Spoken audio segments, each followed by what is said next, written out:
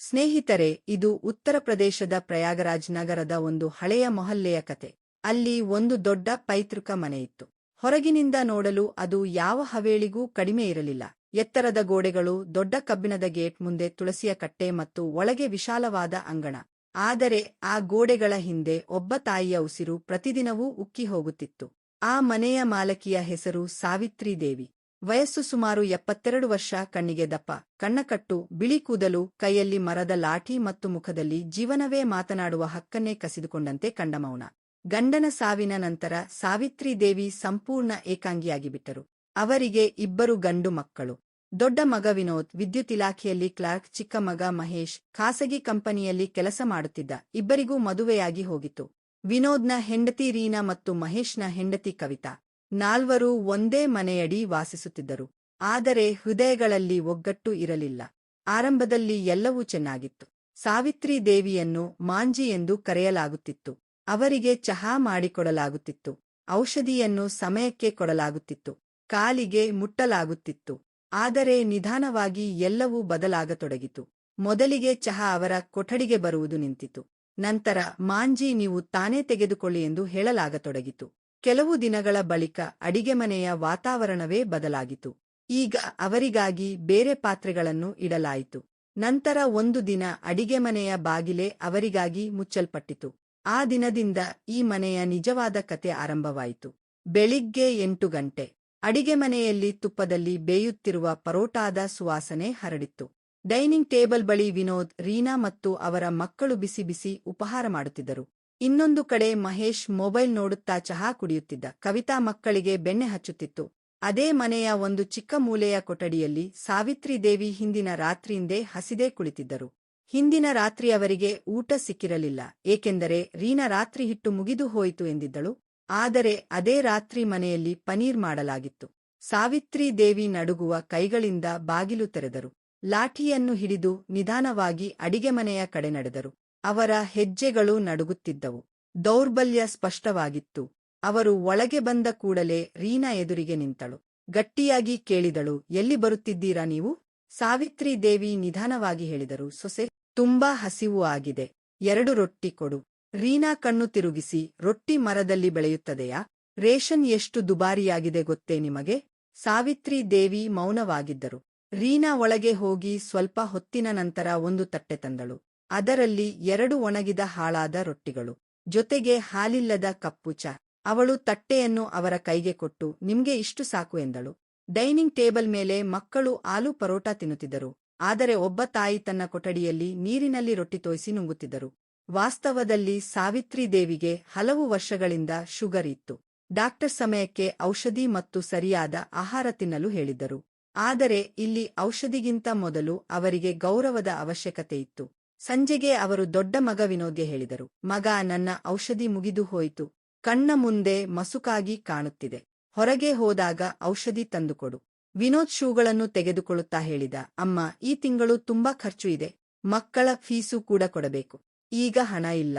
ಸಾವಿತ್ರಿ ದೇವಿ ಹೇಳಿದರು, ಮಗ, 2 ಮಾತ್ರೆ ತಂದರೂ ಸಾಕು. ವಿನೋದ್ ಕೋಪದಿಂದ, ಹೇಳಲಿಲ್ಲವೇ, ಹಣ ಇಲ್ಲ ಎಂದು ಹೇಳಿ ತನ್ನ ಕೊಠಡಿಗೆ ಹೋಗಿಬಿಟ್ಟ. ಸಾವಿತ್ರಿ ದೇವಿ ಬಾಗಿಲಲ್ಲಿ ನಿಂತುಕೊಂಡೇ ಉಳಿದರು. ಯಾರೋ ಅವರ ಹಕ್ಕನ್ನೇ ಕಸಿದುಕೊಂಡಂತೆ. ಡಿಸೆಂಬರ್ ತಿಂಗಳು. ಚಳಿ ಎಲುಬುಗಳನ್ನೇ ಗಟ್ಟಿಗೊಳಿಸುವಷ್ಟು ತೀವ್ರವಾಗಿತ್ತು. ಸಾವಿತ್ರಿ ದೇವಿ ಬೆತ್ತಲೆ ಕೈಗಳಿಂದ ತಣ್ಣೀರಿನಲ್ಲಿ ಪಾತ್ರೆ ತೊಳೆಯುತ್ತಿದ್ದರು. ಅವರ ಬೆರಳುಗಳು ಸುಣ್ಣವಾಗಿದ್ದವು.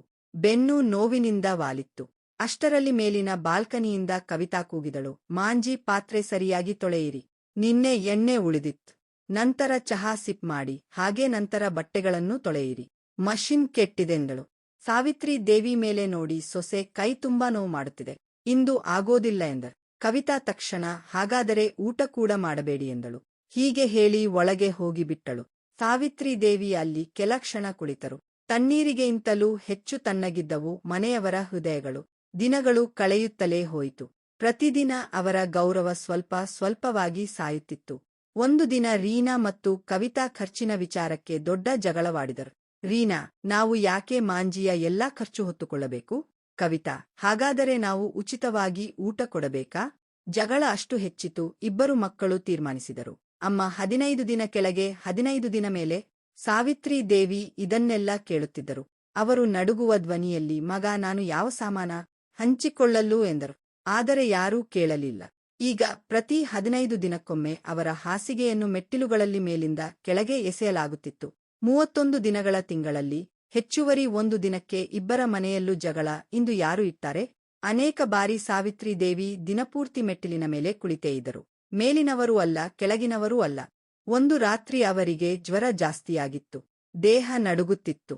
ಆದರೂ ಕವಿತಾ ಹೇಳಿದಳು, ಮೊದಲು ನೆಲ ಒರೆಸಿ. ಮಕ್ಕಳು ಜಾರಿ ಬೀಳ್ತಾರೆ. ದೌರ್ಬಲ್ಯದಿಂದ ಅವರ ಸಮತೋಲನ ಕಳೆದುಹೋಯಿತು. ಅವರು ನೆಲಕ್ಕೆ ಬಿದ್ದರು. ತಲೆ ಮೂಲೆಗೆ ತಾಗಿ ರಕ್ತ ಹರಿಯಿತು. ರೀನಾ ಓಡಿ ಬಂದಳು, ಆದರೆ ಅಮ್ಮನನ್ನು ಎಬ್ಬಿಸಲು ಅಲ್ಲ. ಮೊದಲು ಕಾರ್ಪೆಟ್ ತೆಗೆದಳು, ಕಲೆ ಬಾರದಂತೆ. ನಂತರ ಇಬ್ಬರು ಸೊಸೆಗಳು ಅವರನ್ನು ಹಿಡಿದು ಸ್ಟೋರ್ ರೂಮಿಗೆ ಎಸೆದರು. ಆ ರಾತ್ರಿ ತಣ್ಣನೆಯ ಗಾಳಿ, ಕತ್ತಲೆಯ ಕೊಠಡಿ ಮತ್ತು ನೋವಿನಿಂದ ನರಳುತ್ತಿದ್ದ ತಾಯಿಗೆ ಮೊದಲ ಬಾರಿಗೆ ಸ್ಪಷ್ಟವಾಯಿತು, ಈ ಮನೆಯಲ್ಲಿ ಅವರು ತಾಯಿಯಲ್ಲ, ಭಾರ.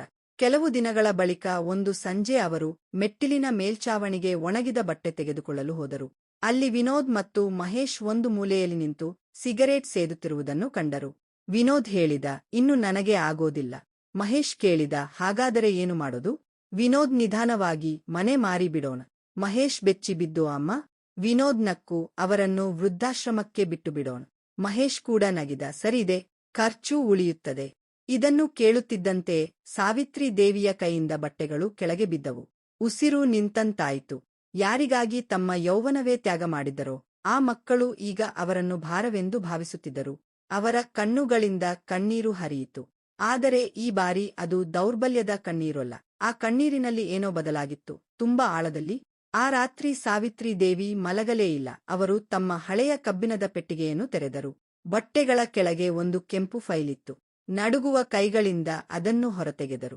ಅದೇ ಫೈಲ್ ಗಂಡ ಸಾಯುವ ಮುನ್ನ ಕೊಟ್ಟು, ತುಂಬಾ ಅಗತ್ಯ ಬಂದಾಗ ಮಾತ್ರ ತೆರೆ ಎಂದಿದ್ದರು. ಸಾವಿತ್ರಿ ದೇವಿ ಕಣ್ಣೀರು ಒರೆಸಿ ನಿಧಾನವಾಗಿ ಹೇಳಿದರು, ಆ ದಿನ ಇಂದು ಬಂದಂತಾಗಿದೆ. ಅವರು ಫೈಲ್ ತೆರೆದರು. ಒಳಗೆ ನಿಜವಾದ ದಾಖಲೆಗಳು, ರಿಜಿಸ್ಟ್ರಿ, ವಸಿಯತ್ತು, ಬ್ಯಾಂಕ್ ಪೇಪರ್ಗಳು. ಅವುಗಳನ್ನು ಓದಿದ ಕ್ಷಣ ಅವರ ಮಂಕಾದ ಕಣ್ಣುಗಳಲ್ಲಿ ಏಕಾಏಕಿ ಹೊಳಪು ಮರಳಿತು. ಏಕೆಂದರೆ ಸತ್ಯ ಬೇರೆ ಆಗಿತ್ತು. ಬಹಳ ದೊಡ್ಡ ಸತ್ಯ, ಈ ಮನೆಯ ಅಸ್ತಿವಾರವನ್ನೇ ನಡುಗಿಸುವ ಸತ್ಯ. ಈಗ ಅವರ ಜೊತೆ ಏನೋ ಆಗಲಿತ್ತು. ಅದನ್ನು ಅವರ ಮಕ್ಕಳು ಕನಸಲ್ಲೂ ಊಹಿಸಿರಲಿಲ್ಲ. ಬೆಳಿಗ್ಗೆ ಮನೆ ಮತ್ತೆ ಹಳೆಯದಂತೆ ಕಾಣುತ್ತಿತ್ತು. ಅಡಿಗೆ ಮನೆಯ ಪಾತ್ರೆಗಳ ಸದ್ದು, ಮಕ್ಕಳ ಗದ್ದಲ, ಟಿವಿಯ ಜೋರಾದ ಸುದ್ದಿ, ಸೊಸೆಗಳ ಗುಸುಗುಸು. ಆದರೆ ಒಂದು ವಿಷಯ ಬದಲಾಗಿತ್ತು, ಸಾವಿತ್ರಿ ದೇವಿ. ಇಂದು ಅವರ ಮುಖದಲ್ಲಿ ಅದೇ ಮೌನ ಇತ್ತು. ಆದರೆ ಆ ಮೌನದ ಹಿಂದೆ ಈಗ ಅಸಹಾಯಕತೆ ಅಲ್ಲ, ತೀರ್ಮಾನ ಇತ್ತು. ಅವರು ನಿಧಾನವಾಗಿ ತಮ್ಮ ಕೊಠಡಿಯಿಂದ ಹೊರಬಂದರು. ರೀನಾ ವ್ಯಂಗ್ಯವಾಗಿ, ಮಾಂಜಿ, ಇಂದು ತುಂಬಾ ಬೇಗ ಎದ್ದಿದ್ದೀರಲ್ಲ ಎಂದಳು. ಸಾವಿತ್ರಿ ದೇವಿ ಮೊದಲ ಬಾರಿಗೆ ಉತ್ತರ ಕೊಡದೆ ಅವಳತ್ತ ನೋಡಿದರು ಮತ್ತು ಮುಂದೆ ನಡೆದು ಹೋದರು. ರೀನಾಗೆ ಏನೂ ಅರ್ಥವಾಗಲಿಲ್ಲ. ಈಗ ಆಟವೇ ತಿರುಗಲಿರುವುದು. ಇತ್ತ ವಿನೋದ್ ಮತ್ತು ಮಹೇಶ್ ಡ್ರಾಯಿಂಗ್ ರೂಮಿನಲ್ಲಿ ಕುಳಿತು ಮೊಬೈಲ್ನಲ್ಲಿ ಒಬ್ಬ ಪ್ರಾಪರ್ಟಿ ಡೀಲರ್ ಜೊತೆ ಮಾತನಾಡುತ್ತಿದ್ದರು. ವಿನೋದ್, ಲೊಕೇಶನ್ ತುಂಬಾ ಚೆನ್ನಾಗಿದೆ. ಮೇನ್ ರೋಡ್ ಹತ್ತಿರ. 2 ಕೋಟಿಗಿಂತ ಕಡಿಮೆ ಮಾತೇ ಬೇಡ. ಮಹೇಶ್ ನಗುತ್ತಾ, ಮನೆ ಮಾರಿದರೆ ಜೀವನ ಸೆಟ್. ಇಬ್ಬರ ಕಣ್ಣಲ್ಲೂ ಲಾಲಸೆ ಹೊಳೆಯುತ್ತಿತ್ತು. ಇಷ್ಟು ವರ್ಷಗಳಲ್ಲಿ ಅವರು ನಿಜವಾದ ದಾಖಲೆಗಳನ್ನು ನೋಡಲೇ ಇರಲಿಲ್ಲ. ಅವರಿಗೆ ಈ ಮನೆ ಈಗ ತಮ್ಮದೇ ಎಂಬ ಭ್ರಮೆ. ಅಮ್ಮ ವಯಸ್ಸಾದವರು, ಓದಿಲ್ಲದವರು, ದುರ್ಬಲರು, ಅವರು ಏನು ಅರ್ಥಮಾಡಿಕೊಳ್ಳುತ್ತಾರೆ ಎಂದುಕೊಂಡಿದ್ದರು. ಆದರೆ ಅವರಿಗೆ ತಿಳಿದಿರಲಿಲ್ಲ, ದುರ್ಬಲ ಎಂದುಕೊಂಡ ಅದೇ ತಾಯಿ ಇಂದು ಅವರ ದೊಡ್ಡ ಶಕ್ತಿಯನ್ನೇ ಕಸಿದುಕೊಳ್ಳಲಿದ್ದಾಳೆ. ಮಧ್ಯಾಹ್ನವಾಗುತ್ತಿದ್ದಂತೆ ಸಾವಿತ್ರಿ ದೇವಿ ಮೌನವಾಗಿ ಮನೆಯಿಂದ ಹೊರಟರು. ಕೈಯಲ್ಲಿ ಅದೇ ಕೆಂಪು ಫೈಲ್. ಯಾರಿಗೂ ಏನೂ ಹೇಳಲಿಲ್ಲ, ಸೊಸೆಗಳಿಗೆಲ್ಲ, ಮಕ್ಕಳಿಗೂ ಅಲ್ಲ. ಅವರು ರಸ್ತೆಯಲ್ಲಿ ನಿಧಾನವಾಗಿ ನಡೆಯುತ್ತಿದ್ದರು. ಅವರ ಲಾಠಿಯ ಪ್ರತಿಯೊಂದು ಶಬ್ದವೂ ಒಂದು ತೀರ್ಮಾನದ ತಟ್ಟನೆ ಹೋಲುತ್ತಿತ್ತು. ಸ್ವಲ್ಪ ಹೊತ್ತಿನ ಬಳಿಕ ಅವರು ನಗರದ ಹಳೆಯ ಮಾರುಕಟ್ಟೆಗೆ ತಲುಪಿದರು. ಅಲ್ಲಿ ಒಂದು ಫಲಕ, ಅಧಿವಕ್ತ ಅರುಣ್ ತ್ರಿಪಾಠಿ, ದಿವಾಣಿ ಮತ್ತು ಆಸ್ತಿ ಪ್ರಕರಣಗಳು. ಅವರು ಒಳಗೆ ಹೋದರು. ಮುಂದೆ ಸುಮಾರು 40 ವರ್ಷದ ಒಬ್ಬ ವಕೀಲ ಕುಳಿತಿದ್ದ. ಅವನು ಗೌರವದಿಂದ ಕುರ್ಚಿ ಕೊಟ್ಟು, ಮಾಂಜಿ ಹೇಳಿ, ಹೇಗೆ ಬಂದಿರಿ ಎಂದು ಕೇಳಿದ. ಸಾವಿತ್ರಿ ದೇವಿ ಕೆಂಪು ಫೈಲ್ ಅನ್ನು ಮೇಜಿನ ಮೇಲೆ ಇಟ್ಟು ನಿಧಾನವಾಗಿ ಹೇಳಿದರು, ಮಗ, ಮೊದಲು ಈ ಕಾಗದಗಳನ್ನು ಓದು. ಅರುಣ್ ತ್ರಿಪಾಠಿ ಫೈಲ್ ತೆರೆದನು. ಕೆಲವು ಪುಟಗಳನ್ನು ಓದಿದನು. ಆಮೇಲೆ ಅವನ ಕಣ್ಣುಗಳು ಅಗಲಿದವು. ಅವನು ತಕ್ಷಣ ಎದ್ದು ನಿಂತು ಹೇಳಿದನು, ಅಮ್ಮಜಿ, ಈ ಸಂಪೂರ್ಣ ಮನೆ ನಿಮ್ಮ ಹೆಸರಲ್ಲಿದೆ. ಸಾವಿತ್ರಿ ದೇವಿ ಶಾಂತವಾಗಿಯೇ ಇದ್ದರು. ಅರುಣ್ ಹೇಳಿದನು, ನಿಮ್ಮ ಅನುಮತಿ ಇಲ್ಲದೆ ಈ ಮನೆಯನ್ನು ಯಾರೂ ಮಾರಲು ಸಾಧ್ಯವಿಲ್ಲ. ಸಾವಿತ್ರಿ ದೇವಿ ಆಳವಾಗಿ ಉಸಿರೆಳೆದರು. ನಂತರ ಹೇಳಿದರು, ನಾನೇ ಮಾರಲು ಬಯಸಿದರೆ? ಅರುಣ್ ಉತ್ತರಿಸಿದನು, ನಿಮಗೆ ಪೂರ್ಣ ಹಕ್ಕಿದೆ. ಕೆಲವು ಕ್ಷಣ ಮೌನ ಆವರಿಸಿತು. ನಂತರ ಸಾವಿತ್ರಿ ದೇವಿ ಹೇಳಿದರು, ನಾನು ಈ ಮನೆಯನ್ನು ಮಾರಲು ಬಯಸುತ್ತೇನೆ. ಅರುಣ್ ಕೇಳಿದನು, ಯಾರಿಗೆ? ಸಾವಿತ್ರಿ ದೇವಿಯ ಕಣ್ಣುಗಳು ತುಂಬಿಕೊಂಡವು. ಅವರು ನಿಧಾನವಾಗಿ ಹೇಳಿದರು, ಮನೆಯಿಲ್ಲದ ಮಕ್ಕಳಿಗೆ. ಅರುಣ್ ಕೆಲ ಕ್ಷಣ ಅವರನ್ನು ನೋಡುತ್ತಿದ್ದನು. ನಂತರ ಗೌರವದಿಂದ ತಲೆಬಾಗಿದನು. ನಾನು ಎಲ್ಲಾ ವ್ಯವಸ್ಥೆ ಮಾಡುತ್ತೇನೆ ಅಮ್ಮಜಿ. ಅದೇ ಸಮಯದಲ್ಲಿ ಮನೆಯಲ್ಲಿ ರೀನಾ ಮತ್ತು ಕವಿತಾ ಹೊಸ ಕನಸುಗಳನ್ನು ಕಟ್ಟುತ್ತಿದ್ದರು. ರೀನಾ ಹೇಳಿದಳು, ಮನೆ ಮಾರಿದರೆ ನಾನು ಹೊಸ ಫ್ಲ್ಯಾಟ್ ತೆಗೆದುಕೊಳ್ಳುತ್ತೇನೆ. ಕವಿತಾ ಹೇಳಿದಳು, ನಾನು ಕಾರು. ಮಹೇಶ್ ನಕ್ಕನು, ಮೊದಲು ಹಣ ಬರಲಿ. ವಿನೋದ್ ಹೇಳಿದನು, 3 ದಿನಗಳ ಮಾತು ಮಾತ್ರ, ನಂತರ ಮಜೆಯೇ ಮಜೆ. ನಾಲ್ವರೂ ತುಂಬಾ ಸಂತೋಷದಲ್ಲಿದ್ದರು. 3 ದಿನಗಳ ನಂತರ ರಿಜಿಸ್ಟ್ರಿಯ ದಿನಾಂಕ ನಿಗದಿಯಾಯಿತು. ಒಬ್ಬ ದೊಡ್ಡ ಪ್ರಾಪರ್ಟಿ ಡೀಲರ್ ಮನೆಗೆ ಬಂದನು. ಅವನ ಹೆಸರು ರಾಹುಲ್ ಮೆಹ್ರಾ. ಸೂಟ್ ಬೂಟ್ ಧರಿಸಿದ್ದ, ಕೈಯಲ್ಲಿ ಫೈಲ್, ಮುಖದಲ್ಲಿ ವ್ಯವಹಾರಿಕ ನಗು. ಅವನನ್ನು ಡ್ರಾಯಿಂಗ್ ರೂಂನಲ್ಲಿ ಕೂರಿಸಲಾಯಿತು. ರೀನಾ ಮತ್ತು ಕವಿತಾ ಚಹಾ ತಿಂಡಿ ನೀಡಿದರು. ವಿನೋದ್ ಹೇಳಿದನು, ಮೆಹ್ರಾಜಿ, ಲೊಕೇಶನ್ ಪ್ರೈಮ್ ಇದೆ. ಕಡಿಮೆ ಮಾತಾಡಬೇಡಿ. ಮೆಹ್ರಾ ಮನೆ ನೋಡಿದನು, ಆಂಗಣ ನೋಡಿದನು, ಕೊಠಡಿಗಳ ಲೆಕ್ಕ ಹಾಕಿದನು. ನಂತರ ಹೇಳಿದನು, ಕಾಗದಗಳು ಕ್ಲೀನ್ ಇದ್ದರೆ ಒಪ್ಪಂದ ಪಕ್ಕಾ. ಮಹೇಶ್ ನಕಲಿ ಫೈಲ್ ಮುಂದಿಟ್ಟನು. ಅದರಲ್ಲಿ ವಿದ್ಯುತ್ ಬಿಲ್, ತೆರಿಗೆ ರಸೀದಿಗಳು ಮತ್ತು ಕೆಲವು ಹಳೆಯ ದಾಖಲೆಗಳು ಇದ್ದವು. ಮೆಹ್ರಾ ಹೇಳಿದನು, ಸರಿ, ಆದರೆ ರಿಜಿಸ್ಟ್ರಿಯ ದಿನ ನಿಜವಾದ ಮಾಲೀಕರ ಸಹಿ ಬೇಕು. ವಿನೋದ್ ನಗುತ್ತಾ ಹೇಳಿದನು, ನೀವು ಚಿಂತಿಸಬೇಡಿ, ಎಲ್ಲ ಆಗುತ್ತದೆ. ಡ್ರಾಯಿಂಗ್ ರೂಮ್ ಹೊರಗೆ ಸಾವಿತ್ರಿ ದೇವಿ ಇದನ್ನೆಲ್ಲ ಕೇಳುತ್ತಿದ್ದರು. ಇಂದು ಮೊದಲ ಬಾರಿಗೆ ಅವರಿಗೆ ತಮ್ಮ ಮಕ್ಕಳ ಮೇಲೆ ಕರುಣೆ ಮೂಡಿತು. ಮುಂದಿನ ದಿನ ಅರುಣ್ ತ್ರಿಪಾಠಿ ಅವರಿಗೆ ಫೋನ್ ಮಾಡಿದನು. ಅಮ್ಮಜಿ, ಎಲ್ಲ ಸಿದ್ಧವಾಗಿದೆ. ಟ್ರಸ್ಟ್ ಕೂಡ ಒಪ್ಪಿದೆ. ಸಾವಿತ್ರಿ ದೇವಿ ಹೇಳಿದರು, ಸರಿ ಮಗ, ಸರಿಯಾದ ಸಮಯ ಬರಲಿ. ಕೆಲವು ದಿನಗಳ ನಂತರ ರಿಜಿಸ್ಟ್ರಿಯ ದಿನ ಬಂತು. ಮನೆಯಲ್ಲಿ ಮಿಠಾಯಿ ಇಡಲಾಯಿತು. ರೀನಾ ಹೊಸ ಸೀರೆ ತೊಟ್ಟಿದ್ದಳು. ಕವಿತಾ ಬಂಗಾರದ ಬಳೆಗಳು ಧರಿಸಿದ್ದಳು. ವಿನೋದ್ ಮತ್ತು ಮಹೇಶ್ ಹೊಸ ಬಟ್ಟೆಗಳಲ್ಲಿ ಕುಳಿತಿದ್ದರು. ಇಂದು ಹಬ್ಬವೇ ಅನ್ನಿಸುವಂತಿತ್ತು. ಡ್ರಾಯಿಂಗ್ ರೂಂನಲ್ಲಿ ಮೆಹ್ರಾ ಕೂಡ ಬಂದಿದ್ದನು. ಅವನ ಜೊತೆ ದಾಖಲೆಗಳೂ ಇದ್ದವು. ಸ್ವಲ್ಪ ಹೊತ್ತಿನ ಬಳಿಕ ಅರುಣ್ ತ್ರಿಪಾಠಿ ಒಳಬಂದನು. ಅವನನ್ನು ನೋಡಿ ವಿನೋದ್ ಬೆಚ್ಚಿಬಿದ್ದನು. ನೀವು? ಅರುಣ್ ನಗಿದನು. ಹೌದು, ಕರೆಯಲಾಗಿದೆ. ವಿನೋದ್ಗೆ ಏನೂ ಅರ್ಥವಾಗಲಿಲ್ಲ. ಮೆಹ್ರಾ ಹೇಳಿದನು, ಈಗ ನಿಜವಾದ ಮಾಲೀಕರನ್ನು ಕರೆಯಿರಿ. ಸಹಿ ಬೇಕು. ವಿನೋದ್ ಪೆನ್ ಹಿಡಿದನು. ಅಷ್ಟರಲ್ಲಿ ಮೆಟ್ಟಿಲಿನಿಂದ ಒಂದು ಧ್ವನಿ ಕೇಳಿಸಿತು, ನಿಲ್ಲಿ. ಎಲ್ಲರೂ ತಿರುಗಿ ನೋಡಿದರು. ಸಾವಿತ್ರಿ ದೇವಿ ನಿಧಾನವಾಗಿ ಮೆಟ್ಟಿಲಿಳಿದು ಬರುತ್ತಿದ್ದರು. ಕೈಯಲ್ಲಿ ಅದೇ ಕೆಂಪು ಫೈಲ್. ಮುಖದಲ್ಲಿ ಇಂದು ವಿಚಿತ್ರ ಆತ್ಮವಿಶ್ವಾಸ. ವಿನೋದ್ ಗಾಬರಿಯಿಂದ ಹೇಳಿದನು, ಅಮ್ಮ, ನೀವು ಒಳಗೆ ಹೋಗಿ. ಆದರೆ ಸಾವಿತ್ರಿ ದೇವಿ ನೇರವಾಗಿ ಮೇಜಿನವರೆಗೆ ಬಂದು ನಿಂತರು. ಅವರು ಕೆಂಪು ಫೈಲ್ ತೆರೆಯಿದರು ಮತ್ತು ಅರುಣ್ ಕಡೆಗೆ ನೀಡಿದರು. ನಂತರ ಹೇಳಿದರು, ಮೊದಲು ಇದನ್ನು ಓದಿ. ಅರುಣ್ ಜೋರಾಗಿ ಓದಲು ಪ್ರಾರಂಭಿಸಿದನು. ಈ ಮನೆಯ ಏಕೈಕ ಮಾಲಕಿ ಸಾವಿತ್ರಿ ದೇವಿ. ಕೊಠಡಿಯಲ್ಲಿ ನಿಶ್ಶಬ್ದ ಆವರಿಸಿತು. ರೀನಾಳ ಕೈಯಿಂದ ಮಿಠಾಯಿಯ ತಟ್ಟೆ ಬಿದ್ದಿತು. ಕವಿತಾಳ ಮುಖ ಬಾಡಿತು. ಮಹೇಶ್ನ ಧ್ವನಿ ಅಟಕಿತು. ಏನು? ಅರುಣ್ ಹೇಳಿದನು, ಜಗದೀಶ್ ಪ್ರಸಾದ್ ಜಿ ಈ ಮನೆಯನ್ನು ತಮ್ಮ ಪತ್ನಿಯ ಹೆಸರಿನಲ್ಲಿ ಖರೀದಿಸಿದರು. ಮಕ್ಕಳಿಗೆ ಇದರಲ್ಲಿ ಯಾವುದೇ ಹಕ್ಕಿಲ್ಲ. ವಿನೋದ್ ಕೈಯಿಂದ ಪೆನ್ ಬಿತ್ತು. ಅವನು ನಡುಗುವ ಧ್ವನಿಯಲ್ಲಿ ಹೇಳಿದನು, ಅಮ್ಮ, ಇದು ಏನು? ಸಾವಿತ್ರಿ ದೇವಿ ಹೇಳಿದರು, ಸತ್ಯ. ಒಂದು ಪದ ಮಾತ್ರ, ಆದರೆ ಆ ಒಂದು ಪದವೇ ಎಲ್ಲರ ಅಹಂಕಾರವನ್ನು ಒಡೆದು ಹಾಕಿತು. ಮಹೇಶ್ ತಕ್ಷಣ ಅವರ ಪಾದಗಳಿಗೆ ಬಿದ್ದನು. ಅಮ್ಮ, ನಾವು ತಮಾಷೆ ಮಾಡುತ್ತಿದ್ದೆವು. ವಿನೋದ್ ಹೇಳಿದನು, ಹೌದು ಅಮ್ಮ, ನೀವು ತಪ್ಪಾಗಿ ಅರ್ಥ ಮಾಡಿಕೊಂಡಿದ್ದೀರಿ. ಸಾವಿತ್ರಿ ದೇವಿ ಕೈ ಎತ್ತಿ ಇಬ್ಬರನ್ನು ನಿಲ್ಲಿಸಿದರು. ನಂತರ ಹೇಳಿದರು, ನನ್ನನ್ನು 15 ದಿನಗಳಿಗೆ ಹಂಚಿಕೊಂಡಾಗಲೂ ತಮಾಷೆನಾ? ಕೊಠಡಿಯಲ್ಲಿ ಯಾರ ಧ್ವನಿಯೂ ಇರಲಿಲ್ಲ. ಅವರು ಮತ್ತೆ ಹೇಳಿದರು, ನನ್ನನ್ನು ಮೆಟ್ಟಿಲಿನಲ್ಲಿ ಕೂರಿಸಿದಾಗಲೂ ತಮಾಷೆನಾ? ಜ್ವರದಲ್ಲಿದ್ದಾಗ ನೆಲ ತೊಳೆಯಿಸಿದಾಗಲೂ ತಮಾಷೆನಾ? ಈಗ ಯಾರಲ್ಲೂ ಉತ್ತರ ಇರಲಿಲ್ಲ. ಸಾವಿತ್ರಿ ದೇವಿ ಮೆಹ್ರಾ ಕಡೆ ನೋಡಿದರು. ನಂತರ ಹೇಳಿದರು, ನಾನು ಈ ಮನೆಯನ್ನು ಮಾರುತ್ತಿದ್ದೇನೆ. ಇದನ್ನು ಕೇಳಿ ವಿನೋದ್ ಕಣ್ಣುಗಳಲ್ಲಿ ಮತ್ತೆ ಹೊಳಪು ಮೂಡಿತು. ಆದರೆ ಮುಂದಿನ ಕ್ಷಣ ಸಾವಿತ್ರಿ ದೇವಿ ಹೇಳಿದರು, ಆದರೆ ನನ್ನ ಮಕ್ಕಳಿಗೆ ಅಲ್ಲ. ಎಲ್ಲರೂ ಬೆಚ್ಚಿ ಬಿದ್ದರು. ಅರುಣ್ ಇನ್ನೊಂದು ಫೈಲ್ ತೆರೆಯಿ ಓದಲು ಆರಂಭಿಸಿದನು. ಈ ಆಸ್ತಿ ಹೊಸ ಬೆಳಗು ಬಾಲ ಸೇವಾ ಟ್ರಸ್ಟಿಗೆ ನೀಡಲಾಗುತ್ತಿದೆ. ಮಹೇಶ್ ಕಿರುಚಿದನು, ಬೇಡ. ಸಾವಿತ್ರಿ ದೇವಿಯ ಧ್ವನಿ ಮೊದಲ ಬಾರಿಗೆ ಕಠಿಣವಾಯಿತು.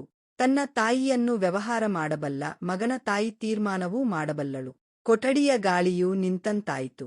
ಇಂದು ವರ್ಷಗಳ ನಂತರ ಒಬ್ಬ ತಾಯಿ ತನ್ನ ಧ್ವನಿಯನ್ನು ಮರಳಿ ಪಡೆದಿದ್ದರು. ಡ್ರಾಯಿಂಗ್ ರೂಂನಲ್ಲಿ ಅಂತಹ ಮೌನ ಆವರಿಸಿತು. ಗೋಡೆಗಳು ಕೇಳುತ್ತಿದ್ದಂತೆ. ವಿನೋದ್ ಮತ್ತು ಮಹೇಶ್ ಒಬ್ಬರನ್ನೊಬ್ಬರು ನೋಡುತ್ತಿದ್ದರು. ರೀನಾ ಮತ್ತು ಕವಿತಾಳ ಕಣ್ಣುಗಳಲ್ಲಿ ಭಯ ಸ್ಪಷ್ಟವಾಗಿತ್ತು. ಮುಂದೆ ಕುರ್ಚಿಯಲ್ಲಿ ಕುಳಿತಿದ್ದ ಸಾವಿತ್ರಿ ದೇವಿ ಇಂದು ಮೊದಲ ಬಾರಿಗೆ ದುರ್ಬಲವಾಗಿ ಕಾಣಲಿಲ್ಲ. ಅವರು ನೇರವಾಗಿ ಕುಳಿತಿದ್ದರು. ಮುಖದಲ್ಲಿ ನೋವು ಇತ್ತು, ತೀರ್ಮಾನವೂ ಇತ್ತು. ಅರುಣ್ ತ್ರಿಪಾಠಿ ಫೈಲ್ ಮುಚ್ಚಿ ಹೇಳಿದನು, ಎಲ್ಲ ದಾಖಲೆಗಳೂ ಸಿದ್ಧವಾಗಿವೆ.